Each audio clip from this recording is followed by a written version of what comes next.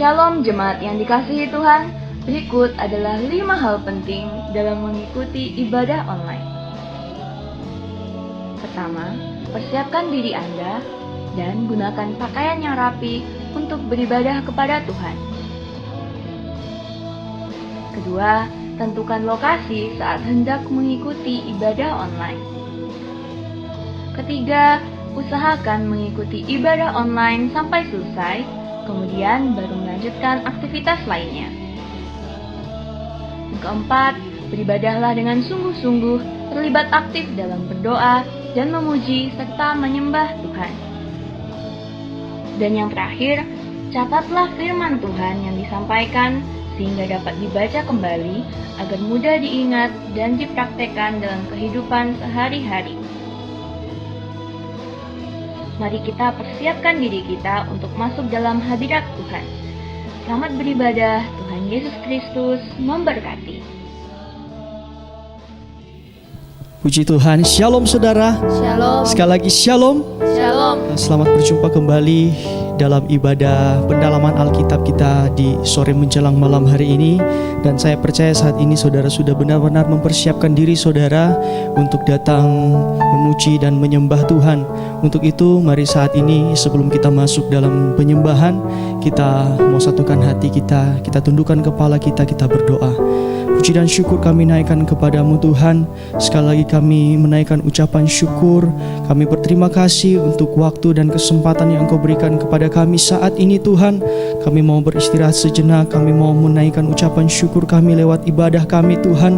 Kami mau mempersembahkan hidup kami Tuhan. Biarlah persembahan kami ini Tuhan boleh menjadi mezbah dupa yang berbau harum di hadapan-Mu Tuhan. Kami percaya Tuhan ibadah saat ini Tuhan mengandung janji Engkau yang memberkati kami semua Tuhan lewat firman-Mu Tuhan, lewat urapan Roh Kudus-Mu Tuhan, di saat kami menaikkan pujian dan penyembahan kami dengan sungguh-sungguh. Terima kasih Tuhan, terima kasih. Segala bentuk pekerjaan roh jahat iblis yang mencoba mengganggu ibadah kami mau ikat, kami patahkan, kami hancurkan di dalam nama Tuhan Yesus Kristus. Mari Engkau tutup bungkus kami dengan kuasa darah-Mu Tuhan. Sucikan kami, layakan kami Tuhan, untuk kami boleh masuk di dalam hadirat-Mu. Terima kasih Tuhan. Inilah menjadi doa kami dalam nama Tuhan Yesus Kristus. Haleluya. Amin. Haleluya Yesus. Kami datang menyembah-Mu Tuhan. Kami menaikkan ucapan syukur kami. Mari sama-sama katakan lebih dalam lagi. Lebih dalam lagi. Ku rindu Kau Tuhan, lebih dari segala yang ada. Lebih dalam lagi, ku cinta Kau Yesus, ku mengasihimu.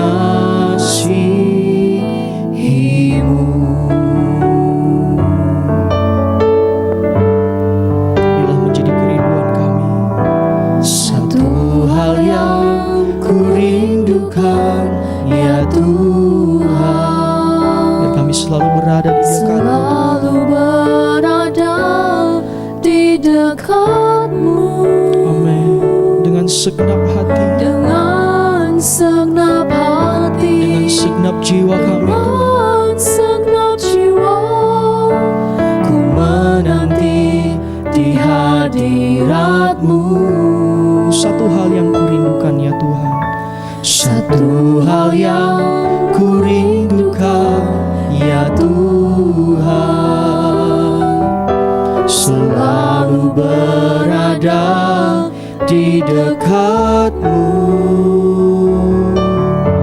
Dengan segenap hati, dengan segenap jiwa, ku menanti di hadirat-Mu.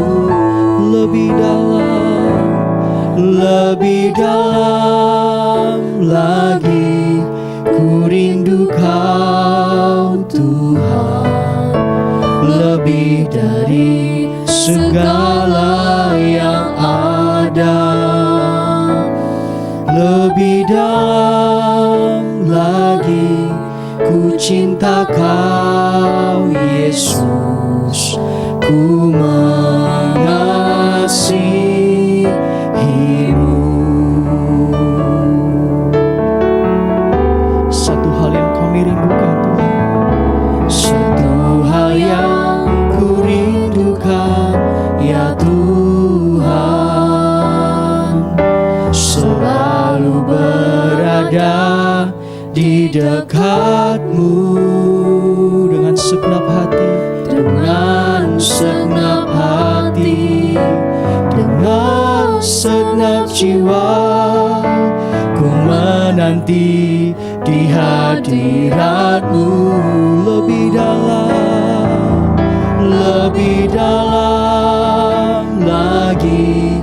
Ku rindu Kau Tuhan, lebih dari segala yang ada. lebih dalam lagi. Lebih dalam lagi, ku cinta Kau Yesus, Ku mengasihi-Mu, ku mengasihimu. oh, lebih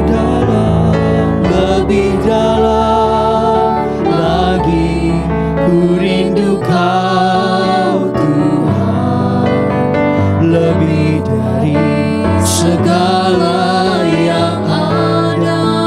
lebih dalam. Haleluya Yesus. Ku cinta Kau Yesus, Katakan ku mengasihi-Mu, ku mengasihimu. ku mengasihi-Mu. Ku mengasihimu. Ku mengasihimu. Sungguh kami mengasihi Engkau ya Tuhan. Engkau lebih dari segalanya dalam hidup kami Tuhan.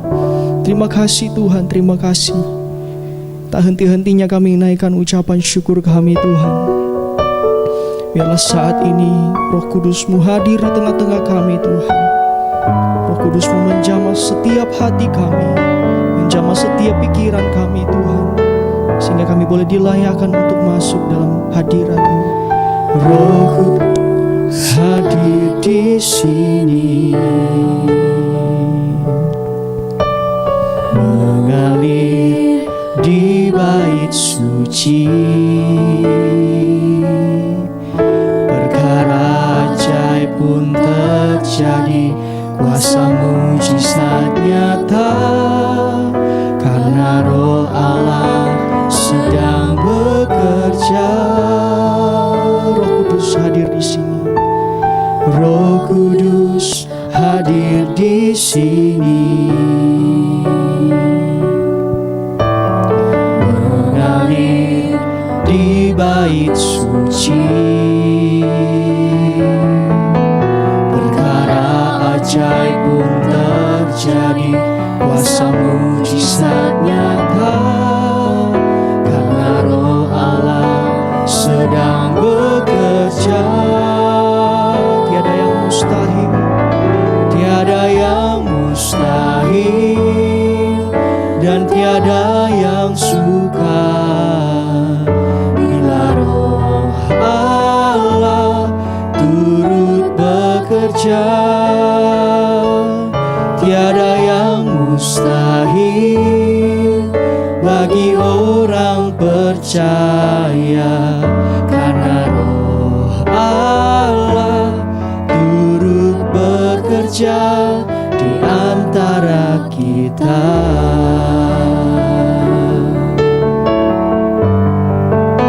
Roh Kudus hadir di sini. Roh Kudus hadir di sini, mengalir di bait suci. Perkara ajaib pun terjadi, kuasa mujizat nyata,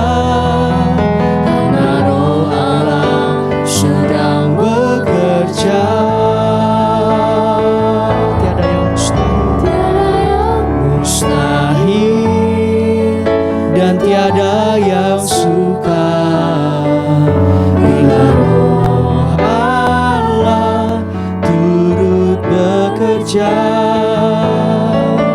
Tiada yang mustahil bagi orang percaya, karena Roh Allah turut bekerja di antara kita. Mari sekali lagi katakan,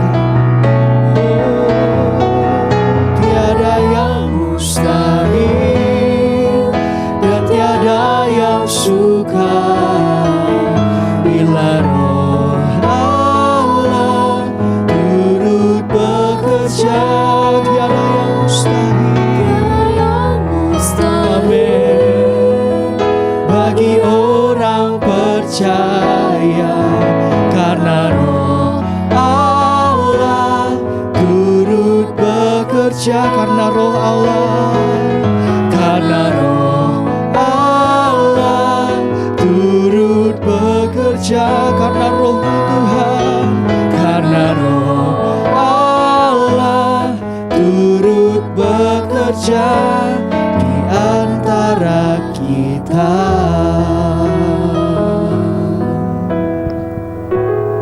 Tuhan Yesus, kami selalu bersyukur, berterima kasih untuk setiap waktu kesempatan yang Kau berikan bagi kami, istimewa dalam ibadah pendalaman Alkitab. Kiranya Tuhan yang memberi pengertian kepada kami lewat Roh Kudus, urapi kami semua, biarlah kami boleh menangkap isi hati Tuhan di dalam nama Yesus Kristus.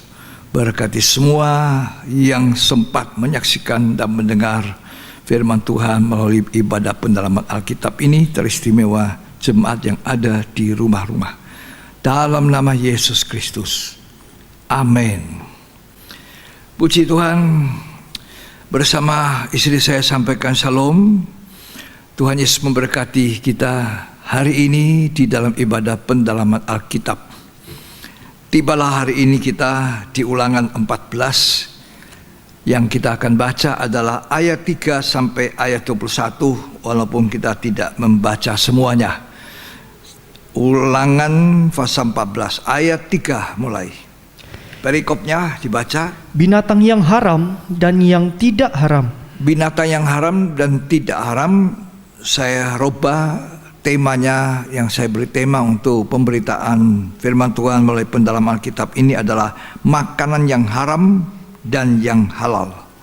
Ya, sebab ini berkaitan dengan dilarang makan. Jadi untuk keperluan makan itu, ya. Makanan yang haram itulah binatang yang haram untuk dimakan, binatang yang halal adalah makanan yang halal. Silakan dibaca terus. Janganlah engkau memakan sesuatu yang merupakan kekejian. Ya, Inilah binatang-binatang berkaki 4 yang boleh kamu makan: ya, lembu, domba dan kambing, rusa, kijang, rusa dandi, kambing hutan, kijang gunung, Ya. lembu hutan dan domba hutan. ya. Setiap binatang berkaki 4 yang berkuku belah, yaitu yang kukunya bersela panjang menjadi 2, dan yang memamah biak di antara binatang-binatang berkaki 4, Ya, itu boleh kamu makan. ayat 7. Tetapi inilah yang tidak boleh kamu makan dari antara yang memamah biak. Yang tadi itu disebutkan boleh dimakan, yang ini tidak boleh dimakan. Terus, Atau dari antara yang berbelah dan berselah kukunya. ya, sekarang kita lompat di ayat 18. Burung ranggung dan bangau menurut jenisnya, Ya, meragai dan kelelawar, ya, juga segala binatang mengeriap yang bersayap, itu pun haram bagimu, jangan dimakan. sekian. Di antara binatang yang dilarang dikonsumsi adalah kelelawar. Kelelawar ketika wabah corona ini mulai, ya, maka kelelawar jadi salah satu berita perhatian khusus yang dianggap sebagai pemicu wabah ini dimulai. Kelelawar, ya. Kabar beredar di mana-mana menyatakan bahwa kelelawar dari pasar hewan di Wuhan, Tiongkok, inilah asalnya penduduk lokal Wuhan konsumsi kelelawar. Ada berita juga mengatakan bahwa kebocoran pada laboratorium penelitian ilmiah yang menyebutkan virus berbahaya ini tersebar. Ada juga yang mengatakan ada konspirasi rahasia dari kelompok-kelompok elit tertentu dalam kasus penyebaran COVID-19 ini mengubah tatanan dunia dalam hal ekonomi, sosial, dan politik. Entah argumentasi mana yang benar saat ini. Inilah kondisi yang paling banyak dikatakan tentang kelelawar, yang salah satu hewan yang dilarang makan oleh Tuhan. Itu lebih banyak orang berpegang ke situ. Jadi asal mulanya dari Wuhan. Apapun argumentasi yang ada, saya percaya bahwa wabah corona adalah merupakan wabah atau sampar yang sebagai tanda-tanda bahwa kedatangan Tuhan segera akan datang. Itu diucapkan sendiri oleh Tuhan. Jadi kalau ada gempa bumi, ada peperangan, ada sampar, ini semua merupakan tanda-tanda kedatangan Tuhan yang segera datang. Tanda-tanda kedatangan Tuhan yang tidak lama lagi. Kita baca Lukas 21 ayat 11. Dan akan terjadi gempa bumi yang dahsyat, dan di berbagai tempat akan ada penyakit sampar. Ya, itu ada penyakit sampar di berbagai tempat. Ya, bahkan nggak ada tempat yang tidak ada. Ya, seluruh dunia. Terus Dan kelaparan, dan akan terjadi juga hal-hal yang mengejutkan. ya, Dan tanda-tanda yang dahsyat dari langit. Ya, itu tanda-tanda kedatangan Tuhan. Walaupun Alkitab berkata dalam Matius 24, ini baru permulaan zaman baru. Kita tidak tahu kapan Tuhan Yesus datang kembali, tapi saya tahu, percaya bahwa Tuhan Yesus pasti segera datang. Karena Tuhan sendiri mengucapkan bahwa aku datang segera. Beberapa kali di dalam kitab Wahyu Tuhan sendiri mengucapkan aku datang segera. Apa yang perlu kita hebohkan hari-hari ini kecuali kita harus bersiap-siap, berjaga-jaga. Di dalam sekolah corona ini kita belajar memperbaiki apa yang kurang baik dalam kehidupan kita. Kalau perlu berdamai, berdamai. Kalau perlu kita mengaku salah, perlu minta maaf. Ya, iman kita perlu ditumbuhkan, iman kita perlu dikuatkan, kita perlu mempertahankan iman kita di saat-saat seperti ini. Itu yang lebih penting. Ya, sebelum corona di banyak tempat, banyak negara, kelelawar ini menjadi konsumsi yang utama, yang paling banyak digemari. Ya, di negara Australia, di suku aborigin dari Australia itu suka mengkonsumsi kelelawar ini. Mereka bisa membunuh, menangkap sebanyak 180.000 kelelawar setiap tahunnya. Banyak sekali. Ya, suku aborigin di Australia yang doyan sekali mengkonsumsi kelelawar. Di Sulawesi Utara, kampung-kampung tertentu, orang doyan sekali makan kelelawar. Orang di Manado, Sulawesi Utara mengatakan itu paniki. Ya, dimasak dengan bumbu spesial ala Minahasa. Kata mereka sedap rasanya.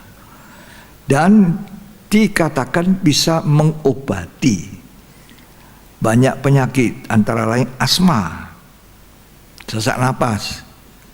Nah, sekarang ini dikatakan justru kelelawar membuat sesak napas. Nah, saya teringat puluhan tahun yang lampau ketika ayah saya masih hidup. Ayah saya paling doyan makan kelelawar. Itu puluhan tahun yang lalu. Malah saking asiknya duduk di meja makan, tidak bangkit-bangkit dari meja makan, dari kursinya, makan kelelawar, ya Pak Niki.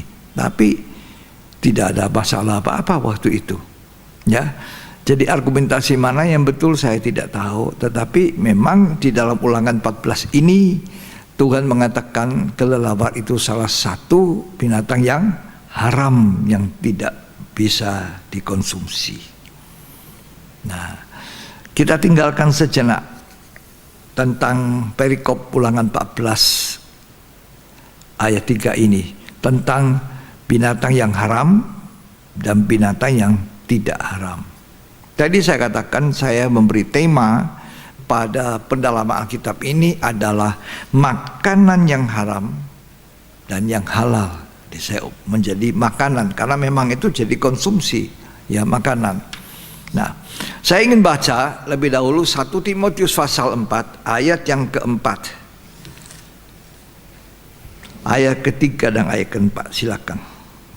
Mereka itu melarang orang kawin, Ya, melarang orang makan makanan yang diciptakan Allah, supaya dengan pengucapan syukur dimakan oleh orang yang percaya dan yang telah mengenal kebenaran. ya. Jadi makanan asal dimakan dengan ucapan syukur. Boleh ya katanya. Semua halal, jangan ada dilarang. Terus, Karena semua yang diciptakan Allah itu baik, semua yang diciptakan Allah itu baik. dan suatu pun tidak ada yang haram Nah, jika diterima dengan ucapan syukur. jadi dalam perjanjian baru khususnya di surat Timotius ini dikatakan semua yang diciptakan Allah itu baik. Tidak ada yang haram untuk dikonsumsi. Lah kalau begitu Allah berubah. Di kitab Ulangan dia katakan haram, di sini tidak ada lagi yang haram. Semua halal asal diterima dengan ucapan syukur. 1 Korintus 6 ayat 12 sampai ayat 13.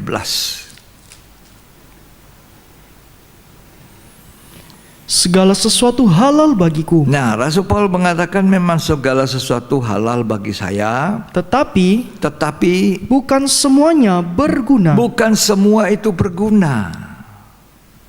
Andai kata itu makanan dihalalkan juga tidak semua berguna. Jangan-jangan ada yang dihalalkan itu malah tidak berguna. Ya. Coba konsumsi saja lemak banyak. Nah, jadi ada waktunya Rasul Paul mengatakan walaupun itu halal tapi tidak semua jadi berguna. Ya, terus Segala sesuatu halal bagiku, segala sesuatu bagi saya, Rasul Paulus bilang, halal saja, boleh-boleh saja. Terus, tetapi aku tidak membiarkan diriku diperhamba oleh suatu apapun. tapi aku tidak mau diperhamba.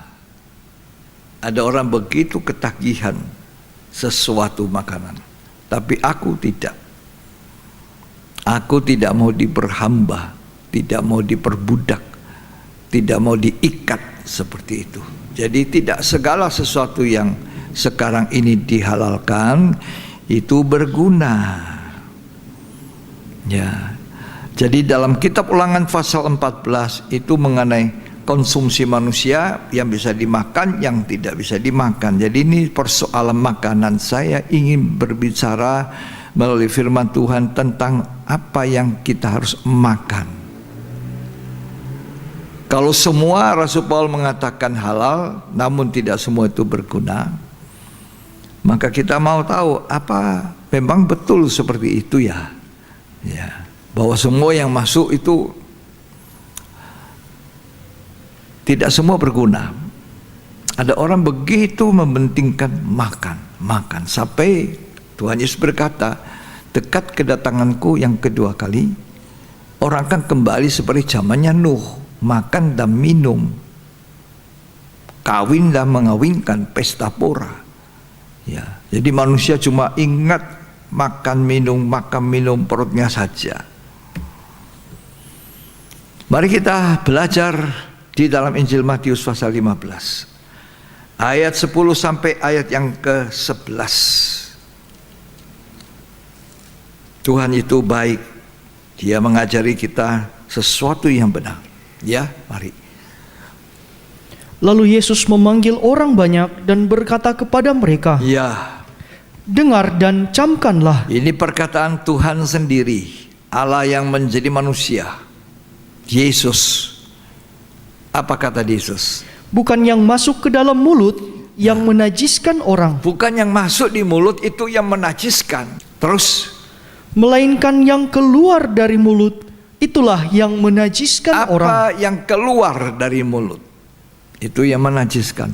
Kalau dikatakan binatang haram menajiskan, ya, tapi Tuhan mengatakan di sini bahwa semua yang masuk melalui mulut tidak menajiskan, tapi apa yang keluar. Jadi Tuhan punya maksud begini, coba kamu pentingkan yang mana, yang masuk atau yang keluar. Ya, dua-duanya perlu. Itu yang Paulus berkata, tidak semua yang halal itu berguna. Ya, jadi kita harus memilih, ini berguna, ini tidak berguna, walaupun dihalalkan, sudah dihalalkan. Ya. Coba kita baca ayat 15 sampai ayat 20-nya. Tolong dibaca dengan baik-baik. Lalu Petrus berkata kepadanya, Ya, jelaskanlah perumpamaan itu kepada kami. jelaskanlah perumpamaan itu. Nah, Tuhan menjawab, silakan. Jawab Yesus, kamu pun masih belum dapat memahaminya? Ya, Tidak tahukah kamu bahwa segala sesuatu yang masuk ke dalam mulut segala sesuatu yang masuk di mulut melalui mulut ini turun ke dalam perut, turun ke dalam perut, lalu dibuang di jamban? lalu dibuang di jambang. Tetapi apa yang keluar dari mulut berasal dari hati, Nah, dan itulah yang menajiskan orang. yang keluar dari hati melalui mulut itu yang menajiskan, kata Tuhan. Terus, Karena dari hati timbul segala pikiran jahat, ya, pembunuhan, bunuh, perzinahan, zina, percabulan, cabul, pencurian, sumpah palsu, Ya. dan hujat. ya, Itulah yang menajiskan orang. itu yang harus diperhatikan, kata Tuhan. Ya, jadi dengarkan itu. Ya, terus Tetapi makan dengan tangan yang tidak dibasuh tidak menajiskan orang. makan dengan tidak membasuh tangan tidak menajiskan. Itu adat istiadat Yahudi. Jadi Tuhan sudah menjelaskan bahwa bukan apa yang masuk ke dalam mulut itu turun ke perut lalu dibuang ke jambang. Selesai. Tapi yang keluar dari mulut itu yang bisa menajiskan orang.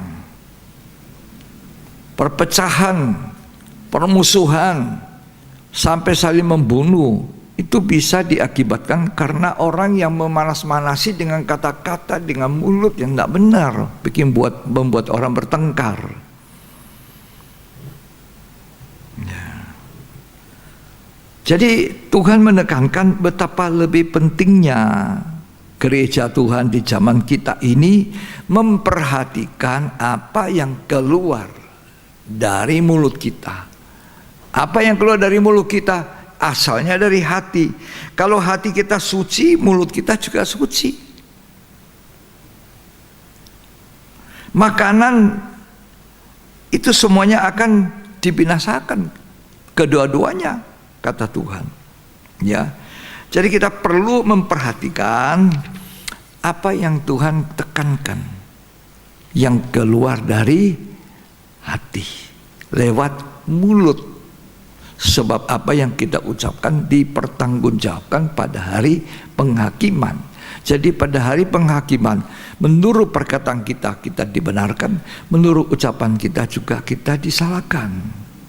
Kata Matius pasal yang ke-12, tolong kita baca, ya.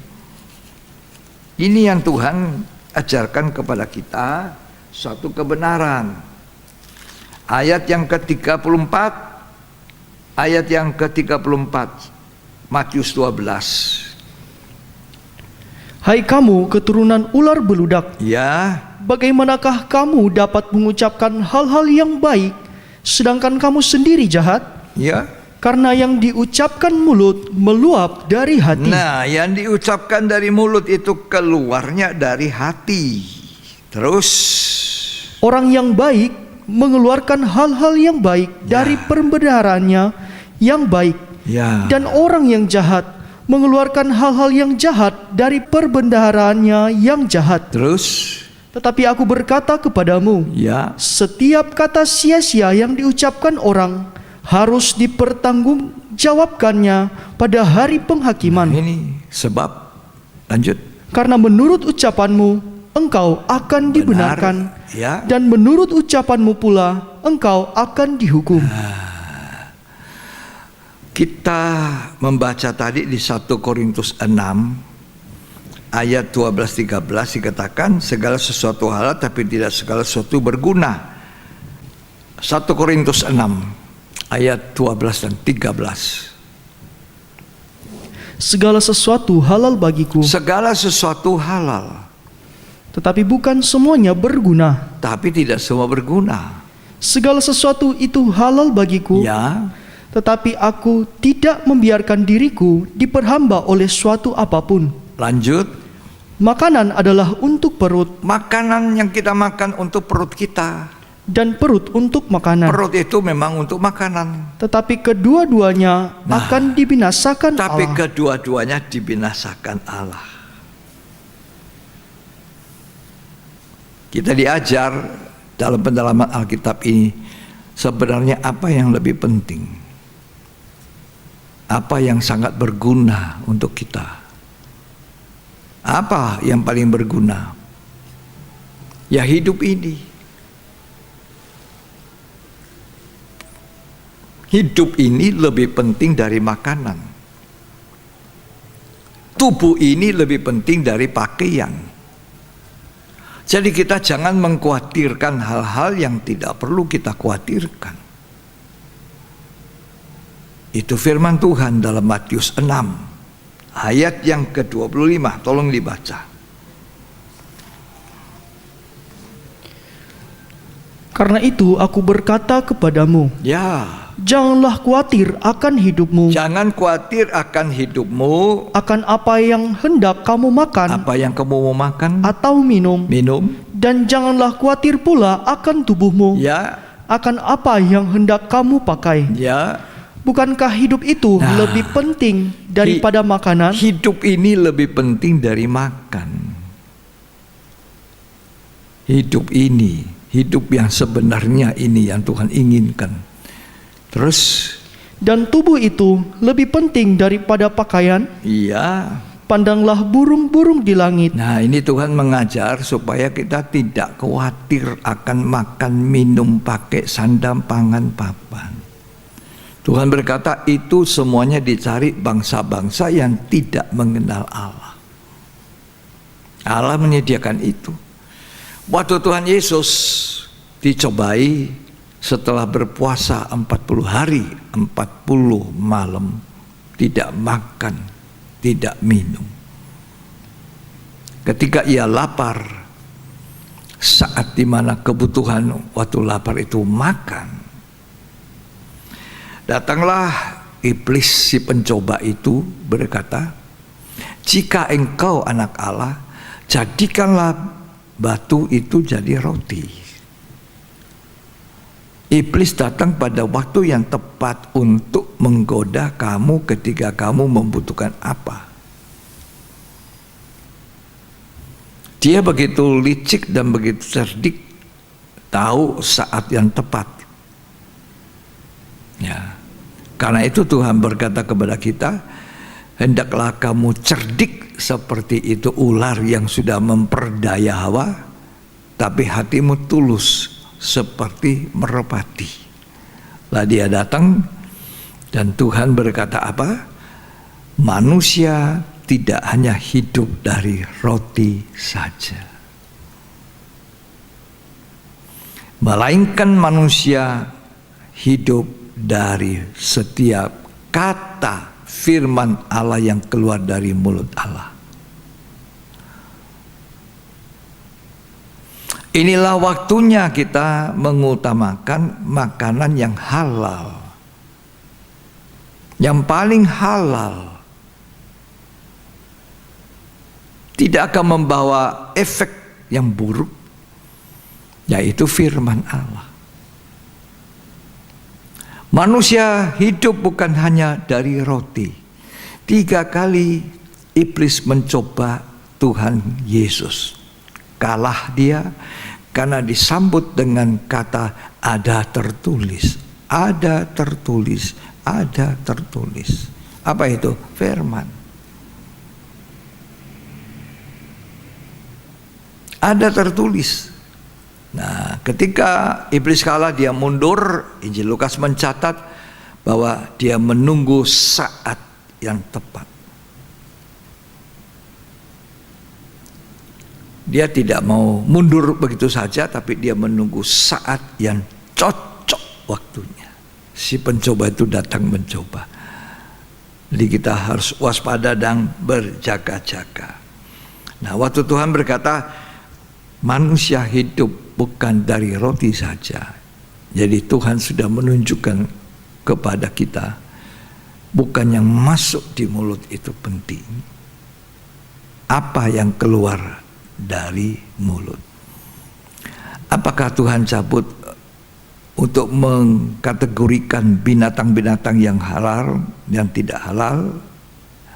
Itu semua kalau yang Tuhan larang. Tuhan tahu manusia ini tidak bagus dikonsumsi, ini bagus. Nah, kalau toh dihalalkan, tapi Rasul Paulus mengatakan tidak semua yang halal itu berguna. Tidak.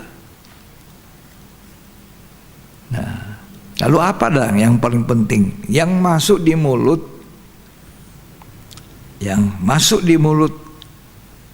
masuk di perut, keduanya itu dibinasakan. Lalu apa kira-kira makanan yang sangat halal dan itu sendiri dihalalkan oleh Tuhan? Ya, tadi itu, manusia tidak hanya hidup dari roti saja. Coba kalau kita makan makanan yang mengandung banyak protein atau terlalu banyak lemaknya, pasti ada efeknya pada tubuh. Ya. Tapi kalau kita makan firman Tuhan, tidak ada efek samping. Itulah sebabnya saya katakan, makanan yang paling halal adalah roti hidup, firman Tuhan. Amin. Ya, firman Tuhan. Waktu orang-orang ini yang menyaksikan mujizat dan menikmati mujizat dari 5 ketul roti dan 2 ekor ikan yang dibuat untuk memenuhi kebutuhan 5.000 orang laki-laki, tidak termasuk perempuan dan tidak termasuk anak-anak. Kalau jumlahnya total 15 ribuan, 5.000 anak, 5.000 istri, 5.000 suami misalnya. Lalu masih ada 12 pakul. Nah, pada waktu selesai Tuhan suruh mereka semua pulang ke tempatnya masing-masing. Tapi ada satu rombongan orang, dia ingat ada makan di sana 12 bakul roti. Mereka cari di mana Yesus. Setelah menemukan, lalu mereka katakan, kami sudah mencari ke sana, ke sini, kemana-mana. Ternyata engkau ada di sini. Tapi Tuhan tahu. Tuhan berkata kepada mereka, kamu cari aku karena apa? Makan kenyang. Mereka tahu bahwa pemenuhan kebutuhan makannya itu ada pada satu pribadi ini yang namanya Yesus dari Nazaret itu. Jadi mereka kejar terus. Dan itu banyak sekali hari-hari ini orang-orang yang percaya Tuhan untuk memenuhi kebutuhan jasmaninya, untuk bisa menjadi kaya. Mereka ikut Yesus. Saya punya pengalaman puluhan tahun yang lalu. Ada seorang yang bangkrut usahanya jatuh, tapi dia bukan orang Kristen, bukan anak Tuhan. Ketika teman saya seseorang bersaksi kepadanya, dia menjawab begini, kalau Tuhan Yesusmu bisa memberi saya 7 juta, waktu itu 7 juta besar, ya, 7 juta untuk bayar hutang saya mau ikut Yesus. Coba, Tuhan Yesus bisa kasih 7 juta? Bisa? Teman saya bilang, lebih dari 7 juta dia sanggup kasih kamu. Lebih dari itu, nyawamu diselamatkan. Kamu bisa menilai nyawamu harga berapa? Tidak bisa kan? Berapa nilai harga nyawa kita, hidup kita ini? Yang dikatakan Tuhan, hidup ini lebih penting daripada makanan. Berapa nilainya kita mau kasihkan? Harga nilai nyawa kita ini. Saya ingin beritahu Anda, nilai nyawa kita senilai korban Yesus Kristus di kayu salib. Senilai setetes darah Yesus yang sudah menyelamatkan saya. Lebih banyak daripada uang yang kita bisa dapatkan dari Dia. Pemeliharaan jasmani. Oleh karena itu Tuhan berkata, jangan khawatir akan hidupmu, akan apa yang kamu mau makan, apa yang kamu pakai. Semua dicari bangsa-bangsa yang tidak mengenal Allah. Kalau saudara mengatakan sesuai dengan surat Timotius itu, bahwa segala yang kita makan yang diciptakan Allah itu baik, diucapkan syukur, ya silakan saja. Tapi Paulus mengatakan tidak semua hal-hal itu berguna. Nah, kalau kita dengar kata Tuhan Yesus, cangkemlah ini kata Tuhan, bukan yang masuk itu yang menajiskan, tapi yang keluar dari mulut kita, dari hati, hidup kita. Makanya ketika orang-orang menemukan Tuhan, dia bilang, bekerjalah bukan untuk makanan yang membawa kepada kebinasaan. Di Tuhan tegur. Nah, saya kembali kepada orang yang berkata itu, kalau Tuhan Yesus itu bisa kasih 7 juta.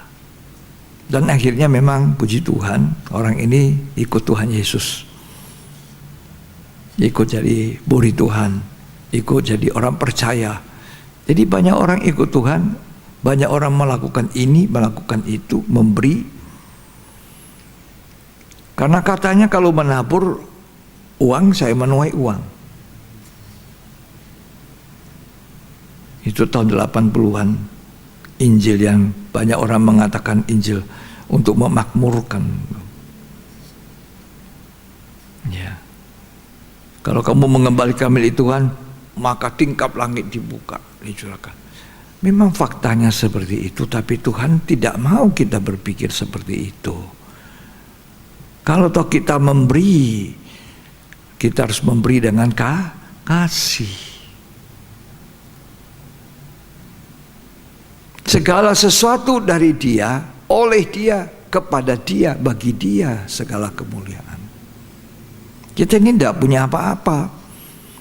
Kita lahirnya kosong, kembalinya kosong, tidak punya apa-apa. Kalau hari ini kita punya, karena Tuhan yang memberi kepada kita. Nah, kalau Tuhan minta kembali dalam hal memberi, berilah itu karena ketaatan. Ketaatan itu sama dengan kasih. Sebab barang siapa mengasihi aku, kata Tuhan, dia memenuhi segala perintahku. Mentaati, itu kasih. Jadi kalau kita memberi, kita berikan dengan kasih, bukan menabur apa, menuai apa. Jadi banyak orang kecewa pada akhirnya. Ya. Kalau dibilang kembalikan milik Tuhan, lalu mengharapkan tingkap langit dibuka, akan keliru. Marilah kita melakukan itu karena ketaatan. Saya mau nurut perintah Tuhan. Itu kasih. Ya. Jadi orang-orang yang banyak itu datang kepada Tuhan Yesus Mereka mau memenuhi kebutuhan perut. Makan. Mereka ingat 12 bakul penuh ikan, penuh roti. Cari terus. Tuhan tegur, kamu ikut aku karena mau makan dan kenyang. Bekerjalah bukan untuk makanan yang bisa binasa. Yohanes 6 ayat 25 sampai dengan ayat 27.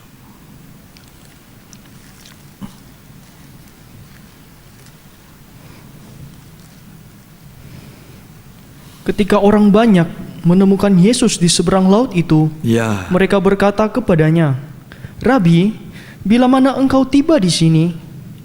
Yesus menjawab mereka, "Aku berkata kepadamu, sesungguhnya kamu mencari aku ya, bukan karena kamu telah melihat tanda-tanda, ya. melainkan karena kamu telah makan roti itu Loh, dan kamu kenyang." kamu tidak lihat tanda-tanda orang berubah, orang mati bangkit, orang buta melihat, nikah yang hancur, nikah yang kekurangan anggur, ya, Nikodemus yang akhirnya lahir baru, ya. Bukan itu kamu ikut aku, kamu terus ingat-ingat itu roti. Terus Bekerjalah bukan untuk makanan yang akan dapat binasa, kalau kita bekerja, kita melayani bukan untuk makanan yang dapat binasa. Terus melainkan untuk makanan yang bertahan sampai kepada hidup yang kekal. apa itu makanan yang bertahan sampai hidup yang kekal? Langit dan bumi lenyap, firman Allah tinggal tetap sampai selamanya. Tadi Tuhan sudah mengatakan kepada iblis, manusia tidak hanya hidup dari roti saja, tapi dari setiap sabda yang keluar dari mulutnya Allah. Tuhan sudah berfirman bahwa hidup itu lebih penting daripada makanan. Hari-hari ini jangan kita bertengkar, berselisih paham hanya soal tentang makanan. Mari kita mengerti apa maunya Tuhan. Ketika Tuhan Yesus sebagai manusia 100% duduk di pinggir sumur Yakub di terik jam 12 matahari itu, sudah lelah, haus dan lapar. Tentu Tuhan Yesus itu lapar dan haus karena apa? Juga dia manusia 100% daging seperti kita, darah daging. Hanya dia tidak berdosa seperti kita. Ya. Dia lapar, dia haus. Murid-murid pergi beli makanan, dia butuh makan. Tapi dia butuh lebih menyenangkan Bapa di surga. Jadi waktu murid-murid pergi beli makanan, dia duduk di pinggir sumur Yakub, dia tahu ada orang yang sangat butuh pertolongan. Datanglah seorang wanita Samaria, tampak luar tidak ada apa-apa. Dia bawa kendi, tempayang untuk mengisi air, tidak ada masalah. Tapi di mata Tuhan Yesus dia bermasalah. Tuhan Yesus tahu bahwa nikahnya tidak berbahagia, bahwa dia sudah kawin cerai, dan yang keenam ini bukan lagi suamimu. Tuhan Yesus tahu. Tuhan bilang itu lebih penting dari minum dari air sumur Yakub. Makanya dia tawarkan air hidup. Tapi ketika wanita Samaria ini minta air hidup, dia tawari apa? Ayo kamu pergi dulu berdamai, panggil suamimu datang.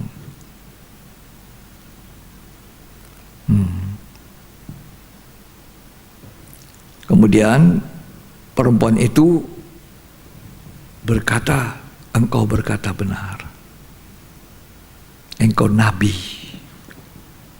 Lalu dia tinggalkan tempayangnya, dia pergi bersaksi, itu seseorang, aku sudah bertemu dia. Apakah dia itu Kristus? Sebab dia berbicara tentang apa yang kulakukan dalam hidup. Saudara, Tuhan Yesus tahu apa yang kita butuhkan saat ini.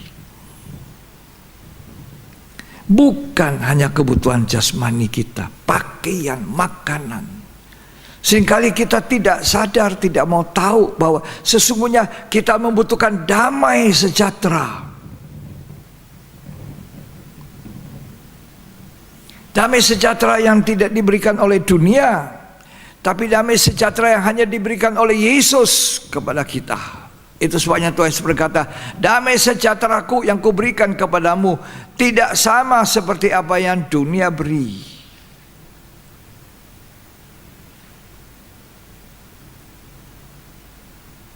Damai sejahtera itu yang kita butuhkan. Rumah tangga yang damai sejahtera lebih penting dari sak meja banyak hidangan. Amsal mengatakan, apa gunanya meja makan kita penuh dengan segala macam makanan, tapi tidak dimakan dengan cinta. Suami nengok ke utara, istri nengok ke selatan. Lebih baik makan sepiring sayur disertai damai. Ya, coba ada ayatnya itu di Amsal pasal yang ke-15 ayat yang ke-16. Saya bacakan demikian. Amsal 15 ayat 16. Lebih baik sedikit barang dengan disertai takut akan Tuhan daripada banyak harta dengan disertai kecemasan. Lebih baik sepiring sayur dengan kasih, kata ayat 17, daripada lembu tambun dengan kebencian. Lebih baik sepiring sayur daripada lembu tambun dimakan sak meja tapi kebencian. Lebih baik sepiring sayur, suami istri makan sukacita, menikmati sayur kangkung, daripada di situ daging apa, daging sapi, daging ayam, daging segala macam daging. Sak meja penuh dengan daging. Bahkan di sini dikatakan lembu tambun. Lembu 1 ekor, lembu tambun, tapi kebencian. Suami belok ke utara, istri ke selatan. Lebih baik sepiring kasih, sepiring sayur dengan taat cinta. Ya. Jadi tekanan Tuhan di sini apa? Lebih baik kasih itu, suami istri itu damai. Ya, bukan makanan yang penuh di meja, tidak. Makanan tidak membawa kepada kita lebih baik dibandingkan hidup ini yang sejahtera. Karena itu Tuhan tahu kebutuhan dia tahan lapar. Murid-murid pergi beli makan. Dia spesial menunggu wanita Samaria. Tuhan juga menunggu kita datang kepada dia dengan problem kita. Problem yang sebenarnya bukan problem makan, yang kadang-kadang itu sebenarnya tidak bagus dikonsumsi. Walaupun dinyatakan halal. Surat Timotius mengatakan asal ucap syukur. Walaupun sudah basuh tangan, bersih-bersih baru makan. Tuhan menekankan bukan itu. Bukan itu. Ya, semua yang masuk itu ke jamban, tapi yang keluar ini yang menajiskan. Hidup ini harus diperhatikan. Kenapa Tuhan tunggu? Bukan makanan yang ditunggu. Walaupun kenyataannya murid-muridnya pergi beli makanan. Jadi waktu murid-murid sudah datang, dia sudah selesaikan urusan dengan wanita Samaria.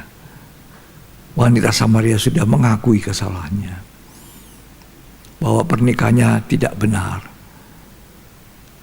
Ya, kawin, cerai, cerai, kawin, kawin, cerai, cerai, kawin. Banyak orang bisa meluruskan hal-hal yang lain, urusan yang lain, tapi urusan nikahnya tidak bisa diluruskan. Repot.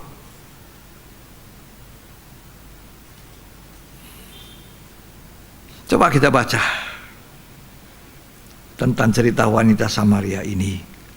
Ketika dia sudah pergi bersaksi, tinggalkan tempayannya, murid-muridnya datang.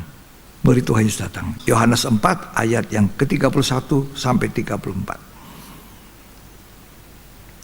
Sementara itu murid-muridnya mengajak dia, katanya, Ya, Rabi, makanlah. makan Rabi. Akan tetapi ia berkata kepada mereka, Nah, Padaku ada makanan yang tidak kamu kenal. Nah, ini ada makanan saya yang kamu tidak kenal. Terus?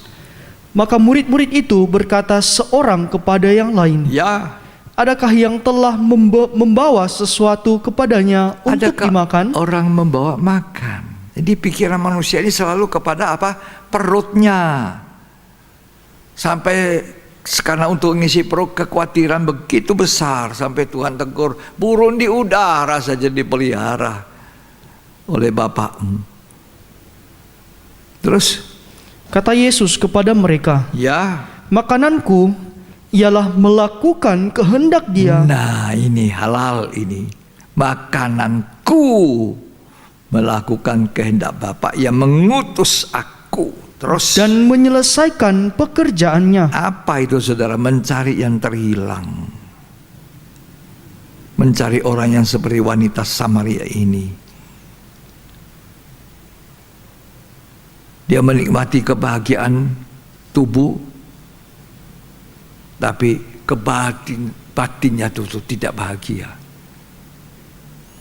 Ada orang bisa menikmati semuanya, makan enak atau apa, tadi saya katakan Amsal saya sudah bacakan, lembut tambun, tapi tidak makan damai.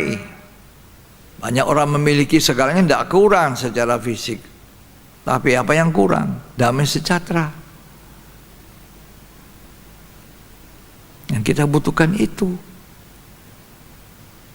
Ada orang punya banyak mobil, banyak kekayaan, tapi tidak punya damai. Ya. Wanita Samaria ini juga tidak punya damai. Kawin, cerai, kawin, kumpul kebo, Samenleven yang ke-6 ini. Dan setelah sekarang dia ditemukan Tuhan, Tuhan sudah menyelesaikan pekerjaannya Bapak lebih daripada makan. Murid-muridnya datang, makananku ada. Guru, ini makanan. Tuhan menjawab, makananku adalah melakukan kehendak Bapakku. Ini harus menjadi hidup kita juga. Apa makananku? Melakukan kehendak Bapakku yang di sorga. Apa itu? Menyelesaikan tugas. Yang tidak berdamai didamaikan. Yang tidak bertobat ditobatkan, dibawa kepada Tuhan, diinjili, dilayani. Banyak rumah tangga tidak kekurangan, kaya jasmani, tapi tidak ada damai, tidak bisa menikmati. Kekayaan jasmani itu tidak dinikmati. Lebih baik sepiring sayur dengan kasih, kata Amsal 15 tadi.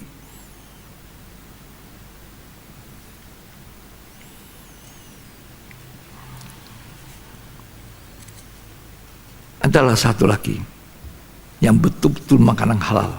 Saya ingin tunjukkan pada saudara. Yohanes 6. Injil Yohanes pasal 6 ayat 53 sampai 56.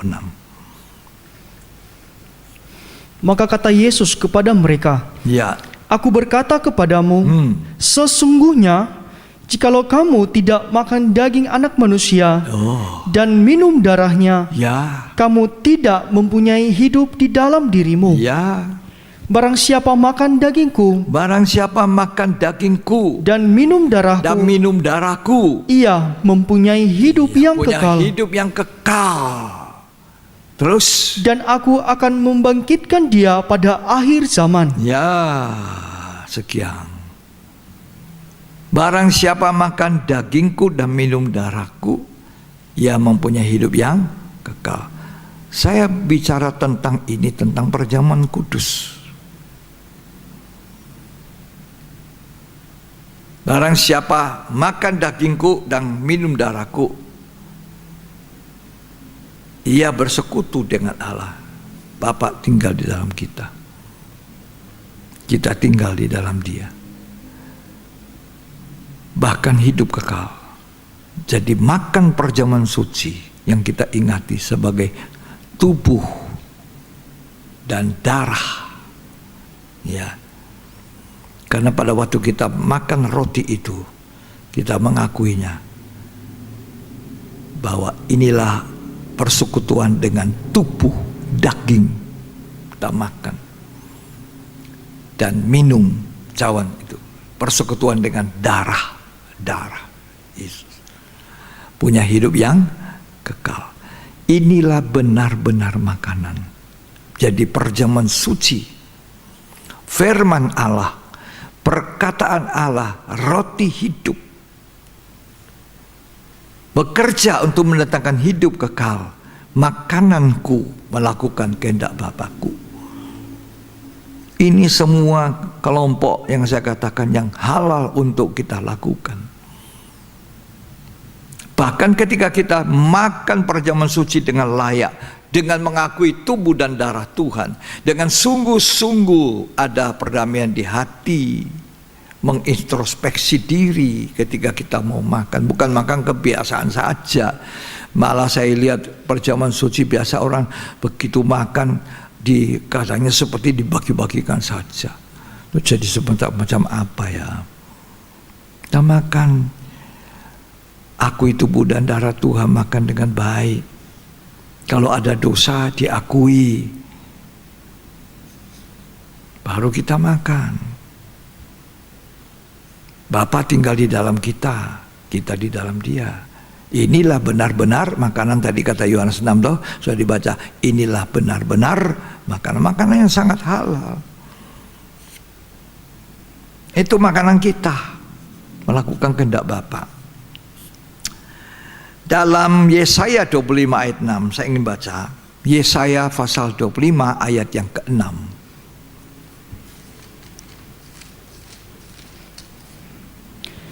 Tuhan semesta alam akan menyediakan di Gunung Sion ini bagi segala bangsa-bangsa suatu perjamuan dengan masakan yang bergemuk. Iya. Suatu perjamuan dengan anggur yang tua benar. Luar biasa. Terus masakan yang bergemuk dan bersumsum.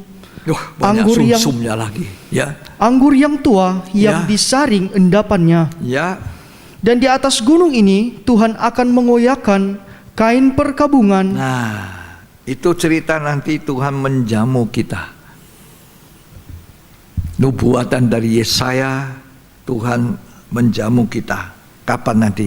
Pada saat pesta perkawinan anak domba. Segala makanan sudah tersedia. Kalau saya baca terjemahan firman Allah yang hidup, bunyinya demikian.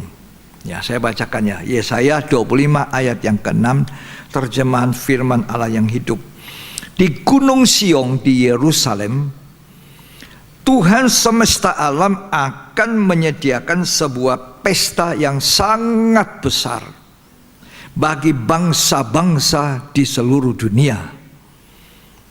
Sebuah perjamuan dengan makanan yang enak, air anggur tua yang jernih, dan daging pilihan yang berlemak. Biar makan sepuasnya, saudara tidak akan kolesterol. Ya, jadi ada makanan di dunia ini, makanan yang bikin kolesterol tinggi, membahayakan malah. Ya. Nah, nubuat yang di Yesaya 25 ayat 6 ini adalah perjamuan kawin anak domba dalam Wahyu 19 ayat 9. Coba kita baca. Ke situ gereja pergi. Ke situ saya dan saudara dibimbing oleh Roh Kudus, oleh firman Allah, untuk sampai ke perjamuan kawin anak domba. Bukan muter-muter di dunia ini, cuma makanannya yang dicari adalah makanan yang dibawa di bumi ini saja. Yang itu ada kategori halal dan tidak halal, yang haram dan tidak haram. Mari kita baca Wahyu 19 ayat 9. Lalu ia berkata kepadaku, tuliskanlah, berbahagialah mereka yang diundang ke perjamuan kawin anak domba. Nah, perjamuan malam kawin anak domba itu malam terjadinya. Terus Katanya lagi kepadaku, perkataan ini adalah benar. inilah perkataan yang benar-benar dari Allah. Perkataan-perkataan dari Allah. Ya, yang dinubuatkan oleh Yesaya itu digenapi di Wahyu 19 ayat 9, di mana raja di atas segala raja. Dalam Matius 22 itu dikatakan raja itu sudah siap dengan perjamuan. Lalu disuruhlah pelayan-pelayan pergi kepada orang yang sudah diundang, sudah punya undangan, diingatkan, datang ya, sudah mau dimulai pestanya. Mereka berdalih-dalih. Ada yang berkata, aku masih baru urus ladangku, aku baru kawin, aku baru ini. Marah sang raja. Lalu ia utus pelayan-pelayannya pergi ke lorong-lorong, ke jalan-jalan, undang semua orang baik, undang semua orang yang jahat. Masuklah ke dalam pesta. Ruang pestaku masih longgar. Tetapi walaupun dia penuh kemurahan, Allah yang adalah raja di atas segala itu penuh kemurahan, mengundang semua orang. Tapi ketika datang kepadanya untuk hadir memenuhi undangannya, maka kita harus tahu apa? Tahu diri bahwa yang undang kita ini raja. Dia ingin melihat apa? Pakaian pesta. Pakaian pesta ini harus ada pada kehidupan orang yang hadir dalam pesta kawin anak domba. Ayat 8 Wahyu 19. Coba tolong dibaca. Dan kepadanya dikaruniakan supaya memakai kain lenan halus, Ya, yang berkilau-kilauan, ya, dan yang putih bersih. ya. Lenan halus itu adalah perbuatan-perbuatan yang benar Perbuatan-perbuatan yang benar dari orang-orang kudus. orang-orang kudus. Saudara yang dipanggil untuk menjadi orang percaya tidak hanya percaya, tapi harus menjadi orang kudus. Itu pakaian lenan putih berkilau-kilauan. Kita melalui kehidupan kita, melalui kehidupan yang benar, melalui kehidupan yang kudus. Itu pakaian kita. Murah hati Tuhan jangan dipermainkan. Kasih karunia Tuhan bukan untuk membuat kita bisa foya-foya dengan dosa, kemudian tidak perlu merasa salah karena semua sudah diselesaikan dengan darah Kristus. Itu namanya mempermainkan murah hatinya Tuhan. Justru murah hati Tuhan yang ditawarkan kepada kita, kita hargai dengan menjaga keselamatan, menjaga agar kita ini boleh ada di pesta kawin anak domba dengan banyak hidangan. Waktu itu halal semua. Tidak ada yang haram di situ. Tidak ada yang haram. Coba itu baca sedikit Matius 22. Ayat 2. Ya. Hal kerajaan sorga seumpama seorang raja yang mengadakan perjamuan kawin untuk anaknya. Ya. Ia menyuruh hamba-hambanya Ia menyuruh hamba-hambanya memanggil orang-orang yang telah manggil diundang orang-orang yang telah diundang. ke perjamuan kawin itu. Ya, Tetapi orang-orang itu tidak mau datang. nah sudah ada undangan. Siapa itu? Saya bisa gambarkan bangsa Israel adalah prioritas. Kekasih Tuhan. Anak-anakku yang kukasihi, yang melebihi dari segala bangsa. Kata Tuhan dalam Ulangan pasal 13, pasal 14, ayat 1-2. Kamulah umatku yang kudus. Udah dikasih yang prioritas utamanya, sudah pegang undangan, tapi tidak mau datang. Nah, terus Ia menyuruh pula hamba-hamba lain pesannya. nah, Katakanlah kepada orang-orang yang diundang itu, ya, sesungguhnya hidangan telah kusediakan. ya. Lembu-lembu jantan dan ternak piaraanku telah disembelih. Nah, Semuanya telah tersedia. itu makanan yang luar biasa limpahnya, saudara.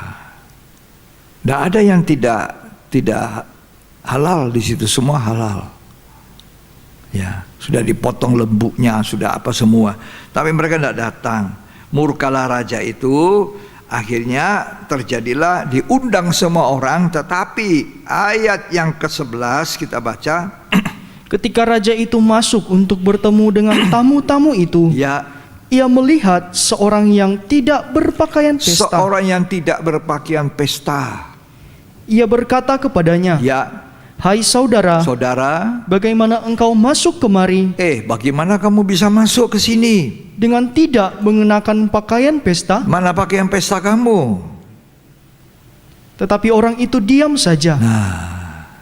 Lalu kata raja itu kepada hamba-hambanya, "Ikatlah kaki dan tangannya, Usir keluar.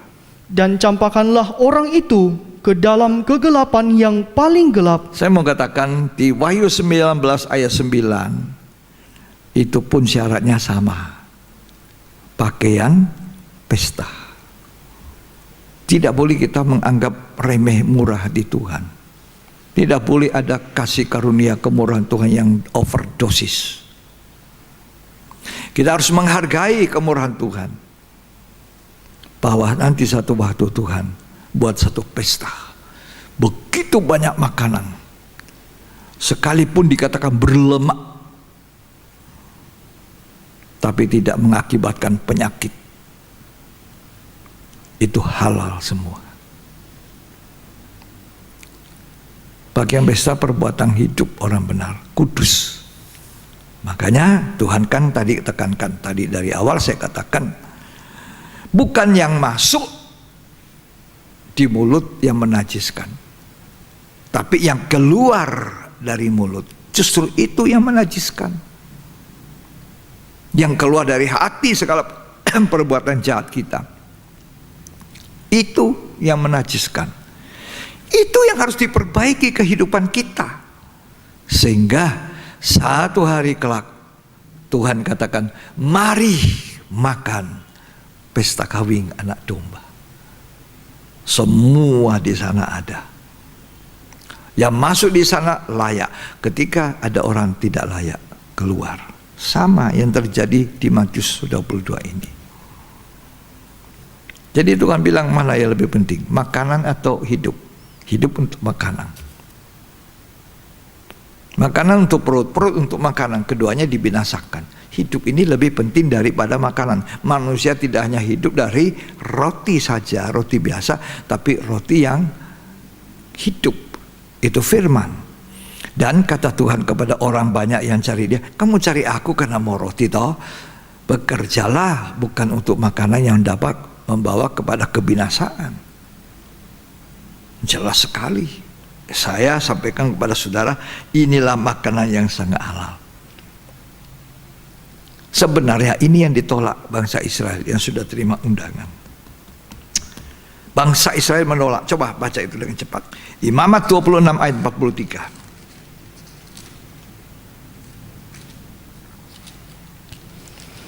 Jadi tanah itu akan ditinggalkan mereka dan akan pulih dari akibat tahun-tahun Sabat yang dilalaikan selama tanah itu tandus. Ya. Oleh karena ditinggalkan mereka, Ya, dan mereka akan membayar pulih kesalahan mereka. ya, orang Israel itu meninggalkan Tuhan. Sekarang 2 Raja-Raja 17 ayat 15 sampai 16. Ayat 15. Iya, Mereka menolak ketetapannya mereka tolak Tuhan itu, dan perjanjiannya perjanjian Tuhan. Terus, yang telah diadakan dengan nenek moyang mereka, ya, juga peraturan-peraturannya yang telah diperingatkannya kepada mereka. Yeremia 9 ayat 13. Jadi waktu bangsa Israel tolak, maka kita orang kafir masuk, disebut orang-orang Kristen, anak-anak Tuhan, Israel rohani. Berfirmanlah Tuhan, oleh karena mereka meninggalkan Tauratku Ya. yang telah kuserahkan kepada mereka, dan oleh karena mereka tidak mendengarkan suaraku Ya, dan tidak mengikutinya, terus melainkan mengikuti kedegilan hatinya dan mengikuti para Baal seperti yang diajarkan kepada mereka oleh nenek moyang mereka. sekian. Dalam 1 Korintus pasal yang ke-10 ayat 3 sampai 4 tidak usah dibaca. Saudara bisa buka Alkitab nanti, saudara baca. Bagaimana di situ dikatakan bangsa Israel minum dan makan makanan rohani yang sama dari batu karang Kristus. Tapi mereka kemudian menolak. Sehingga mereka betul-betul ditinggalkan. Jadi nanti ketika Tuhan akan menjamu kita dalam pesta perjamuan, di situ semuanya makanan halal, banyak makanan, tapi dengan syarat ketentuan hidup dalam benar dan kudus. Makanya Tuhan berkata begini kan, bukan yang masuk menajiskan yang keluar, dengan catatan bahwa Tuhan ingin hidup kita disucikan, hidup suci. Sumbernya itu hati. Tadi kita sudah baca dalam Matius 15, hati yang bersih keluar yang bersih. Makanya pekerjaan Tuhan adalah untuk membawa jiwa-jiwa yang tidak berkenan. Itu lebih penting dari makannya dia, membawa wanita Samaria, ya. Jadi hari ini kita belajar tentang makanan. Di zaman kitab Ulangan tadi kita baca binatang yang haram dan binatang yang tidak haram. Saya katakan tema saya justru saya beri makanan yang haram dan yang halal. Makanan yang haram dan makanan yang halal. Nah, makanan yang halal itu apa? Yang paling halal. Tadi saya sudah tunjukkan. Tuhan berkata manusia tidak hidup dari roti saja. Itulah firman Allah. Itu tidak akan membawa kematian. Makanya kita harus punya rasa lapar dan rasa haus kepada kebenaran, kepada firman Tuhan. Karena satu hari kelak Amos menubuatkan bahwa tidak ada lagi firman. Sekarang ini waktunya. Tuhan sudah tunjukkan ketika setan mengatakan kepadanya, jadikan batu jadi roti waktu dia lapar. Tuhan bilang manusia tidak hidup hanya dari roti, jadi makan. Kejahatan manusia akhir zaman seperti zaman Nuh, makan minum, kawin mengawin, ya. Makanya Rasul Paul bilang ya bolehlah makan. Semua kan kalau kita tidak makan bagaimana? Kita harus makan cukup, makan bergizi, ya. Tapi bukan itu yang penting. Damai sejahtera, makan dengan baik, makan rohani, makan firman.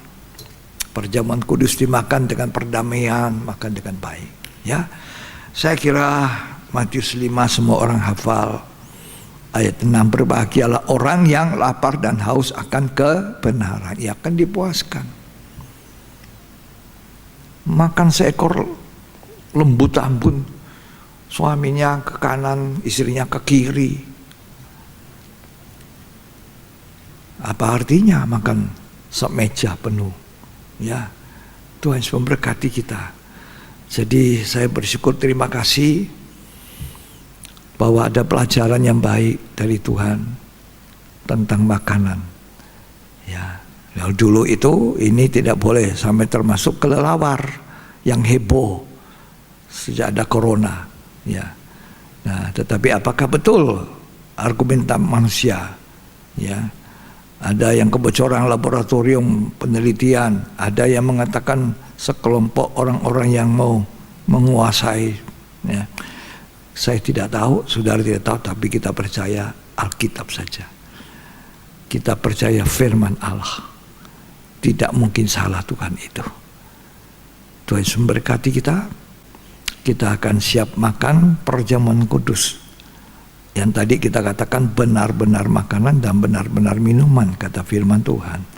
Jadi mari kita menggunakannya dengan mengintrospeksi diri dengan baik. Ya, inilah pendalaman Alkitab di kebaktian pendalaman Alkitab yang pertama dalam bulan November. Setiap awal pertama kali PA dan awal hari Minggu kita akan makan perjamuan kudus.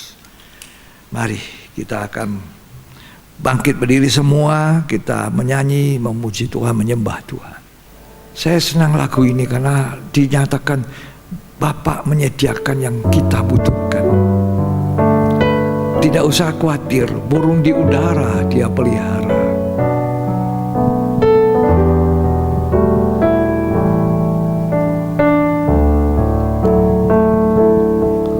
Dia tunjukkan kasih setiamu, Kau menyediakan yang ku perlu. Kau setia, Kau mulia, dulu, sekarang, dan selamanya. Kau tunjukkan kasih setiamu, Kau menyediakan yang ku perlu.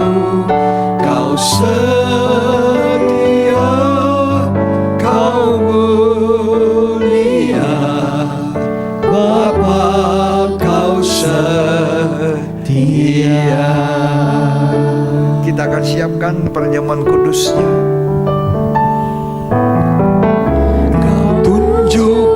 Kasih setiamu, Kau menyediakan yang ku perlu. Kau setia,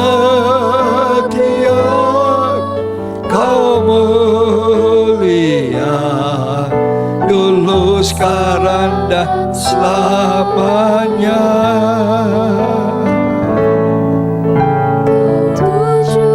Mari kita memeriksa kehidupan kita.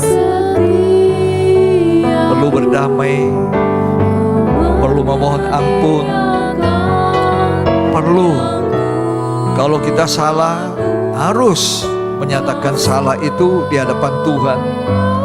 Kita pohonkan ampun. Jangan makan kebiasaan, sebab yang kita makan, kata Injil Yohanes 6, benar-benar makanan dan benar-benar minuman. Terima kasih Tuhan. Kami percaya inilah benar-benar makanan, benar-benar minuman. Berarti makanan perjamuan kudus adalah yang sangat halal ketika kami makan dengan benar. Tuhan sucikan kami, ampuni kami, supaya kami menggunakan perjamuan ini dengan baik, supaya kami bisa menuju ke pesta kawin anak domba, supaya kami boleh memerintah sebagai raja, raja bersama raja di atas raja, supaya kami bisa menikmati Yerusalem baru yang turun dari sorga. Ke sana gereja Tuhan dibawa, ke arah Yesus Kristus yang adalah kepala. darah anak domba Allah. Terima kasih, kami siap, suci kuduskan kami untuk menyambut perjamuan kudus ini. Dalam nama Yesus Kristus. Amin.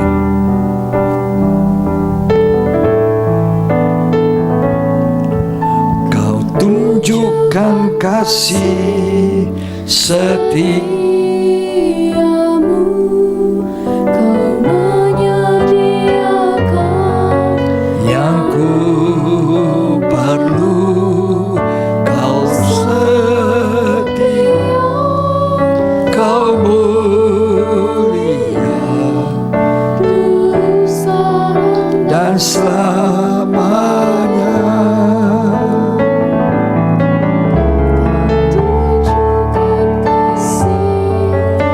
Setiamu, Kau menyediakan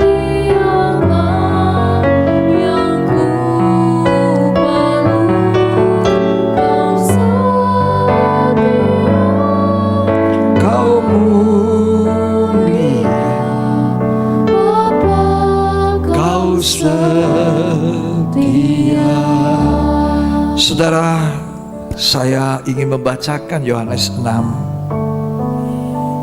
ayat 48. Tuhan Yesus berkata, Akulah roti hidup. Ayat 50 dia berkata, Inilah roti hidup yang turun dari sorga. Barang siapa makan daripadanya, ia tidak akan mati. Akulah roti hidup yang telah turun dari surga. Jikalau seorang makan dari roti ini, ia akan hidup selama-lamanya. Roti yang kuberikan itu ialah dagingku yang kuberikan kepada dunia, untuk hidup dunia. Ya, barang siapa makan dagingku dan minum darahku, ia mempunyai hidup yang kekal. Aku akan membagikan dia pada akhir zaman. Ayat 55, sebab dagingku adalah benar-benar makanan, darahku adalah benar-benar minuman. Barang siapa makan dagingku dan minum darahku, ia tinggal di dalam aku di dalam dia. Luar biasa, Tuhan telah melakukan, Ia telah melakukan ini turun dari sorga. Dan Dia melakukannya untuk kita semua, supaya diberikannya dagingnya dan diberikannya darahnya kepada kehidupan kita. Ini makanan yang halal, makanan yang benar-benar halal. Mari kita persiapkan itu roti kita di tangan kanan dan cawan anggur di tangan kiri kita.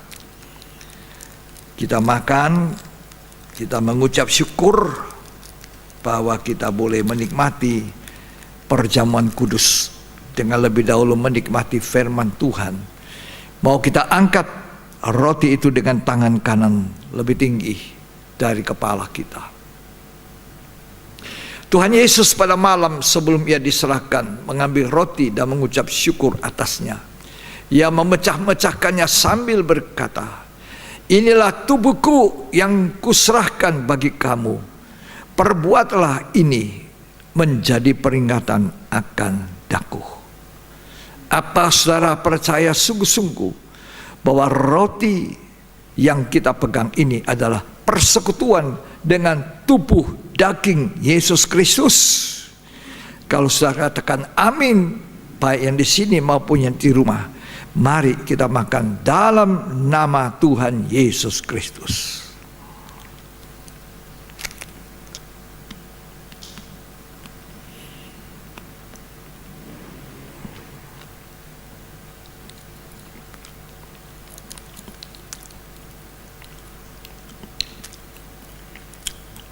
Inilah makanan yang membawa kepada hidup kekal. Ini makanan yang halal. Makanan yang betul-betul halal. Kalau makanan di dunia ada dua macam, yang haram dan yang tidak. Saya tunjukkan pada saudara makanan yang halal. Angkat itu cawan, lebih tinggi dari kepala. Demikian sesudah makan diambil cawan, lalu berkata, cawan ini adalah perjanjian baru yang dimeterikan oleh darahku. Perbuatlah ini menjadi peringatan akan daku. Sebab setiap kali kamu minum dari cawan ini dan makan dari roti yang ada, kamu memberitakan kematianku sampai aku datang kembali. Kita akan makan perjamuan suci sampai Tuhan datang, sampai di pesta kawin anak domba. Apa saudara percaya cawan yang kita pegang ini adalah persekutuan dengan darah Yesus Kristus? Mari kita minum dalam nama Yesus.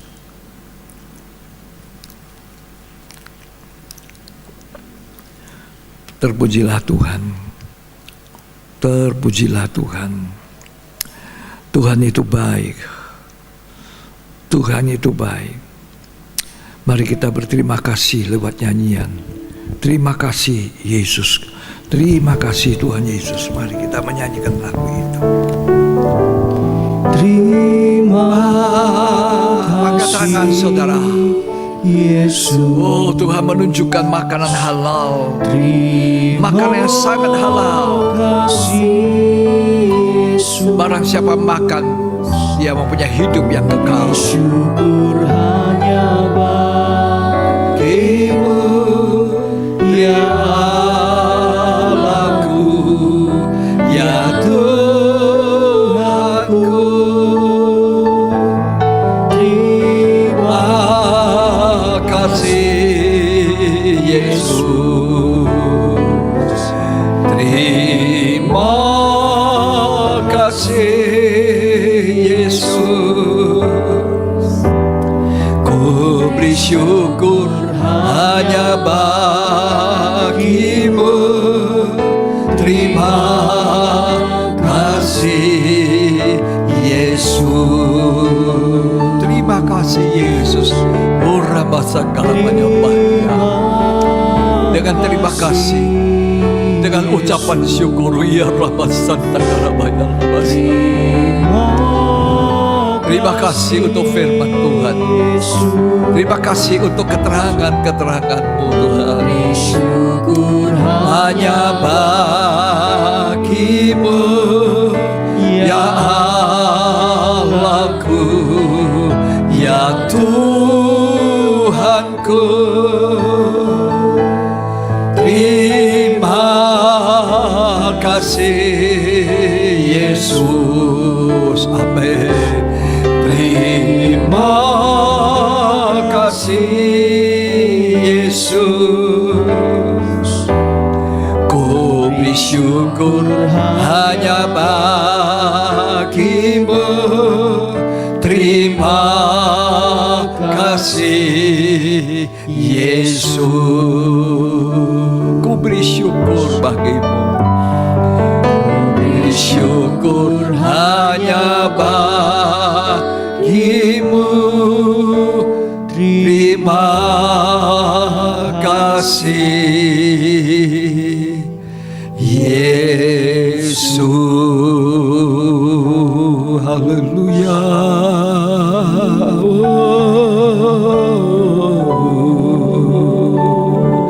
Kami menyembah-Mu Tuhan, ya Rabba ya Masa.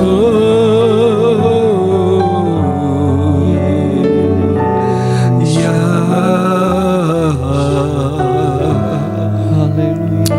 betapa bahagianya kami Tuhan. Tuhan menunjukkan sesuatu makanan yang jauh lebih, yang tidak merusak kami. Itulah roti hidup, firman Allah yang hidup. Dan yang kalaulah itu Yesus, roti hidup yang turun dari sorga, firman Allah yang hidup. Engkaulah benar-benar makanan bagi dunia, bagi kami. bukan daging yang ada di dunia, daging dari Tuhan. Itulah yang menyelamatkan hidup kami sampai kepada hidup kekal, masuk dalam perjamuan kawin anak domba Allah. Biarlah kami mulai belajar menghiasi diri kami, Tuhan, berpakaian lenan putih berkilauan sejak kami ada di dunia.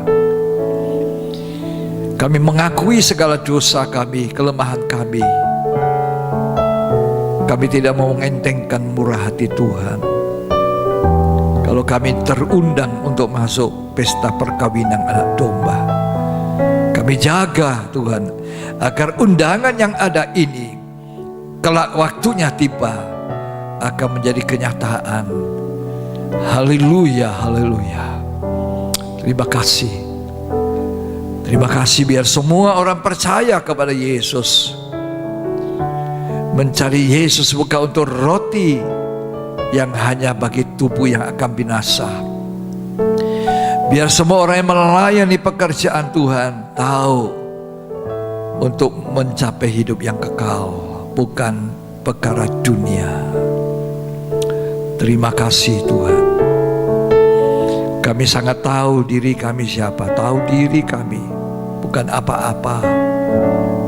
Kami hanya orang yang dapat murah hati Tuhan. Asalnya kami bukan orang benar, bukan orang baik, bukan orang kafir yang tidak hitungan. Tapi Tuhan hitung kami.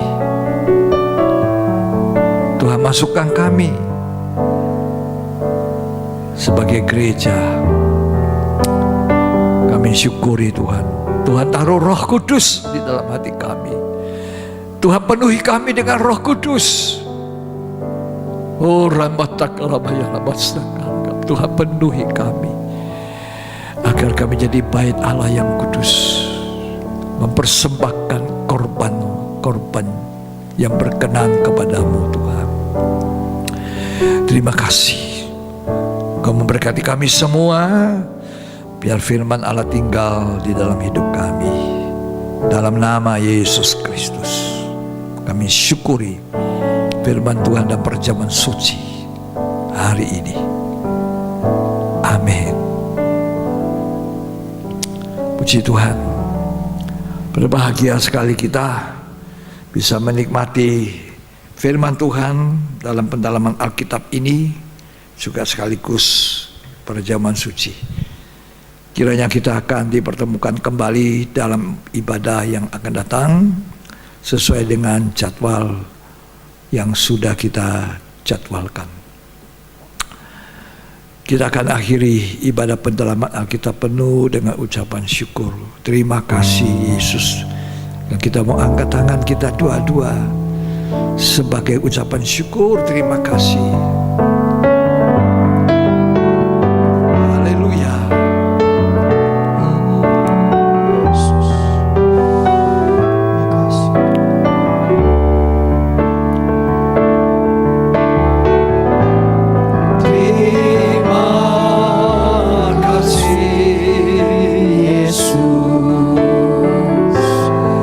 Terima kasih.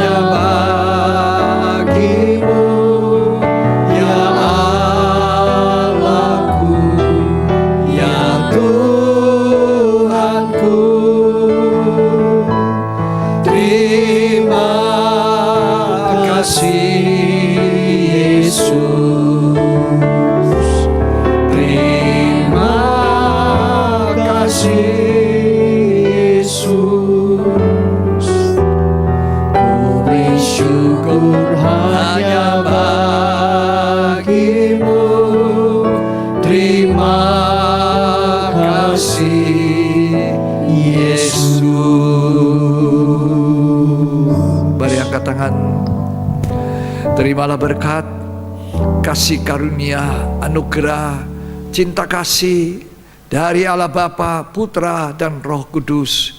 Tuhan Yesus Kristus memberkati kita hari ini sampai Ia datang kembali. Jadilah berkat bagi banyak orang. Jadilah seorang murid yang kemudian memuridkan orang lain. Terimalah berkat berlimpah-limpah dari Tuhan. Di dalam nama Tuhan Yesus Kristus. Yang terima berkat sama-sama katakan amin. Puji Tuhan. Tuhan Yesus memberkati kita. Sampai kita jumpa kembali di ibadah yang berikut.